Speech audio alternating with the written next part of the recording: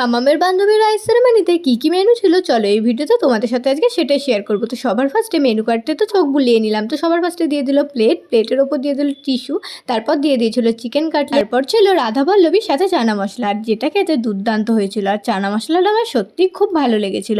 আর তারপর দিয়ে দিয়েছিল সাদা ভাত, সাথে ভেজ ডাল আর আলুর চিপস। আর তারপরেই দিয়ে দিল কিন্তু পাবদা মাছ। ওই যে আগের ভিডিওতে বলেছিলাম না, এরপর থেকে যেখানেই পাবদা মাছ হবে আমি কিন্তু নেব। আর তার সাথেই দিয়ে দিল বাসন্তী পোলাও। যদিও আমি পোলাও অত ভালো খাই না, তবে টেস্টের জন্য একটু নিয়েছিলাম। আর সাথে দিয়ে দিয়েছিল চিকেন কষা। আর বাসন্তী পোলাওয়ের সাথে চিকেন কষাটা দিয়ে খাচ্ছিলাম, বেশ ভালোই লাগছিল, খারাপ লাগেনি। তবে পোলাওটা দেখতেও কিন্তু বেশ সুন্দর হয়েছিল। আর তারপর দিয়ে দিয়েছিল চাটনি, আর চাটনির সাথে দিয়ে দিয়েছিল পাঁপড়। আমার মতো এরকম কে কে পাঁপড় দিয়ে চাটনি তুলে খাও অবশ্যই কমেন্ট করে জানিও। তারপর ছিল রসগোল্লা আমি খাই না, তো লট চমচম ছিল, সেটা আমি খাই। তারপর ছিল আইসক্রিম।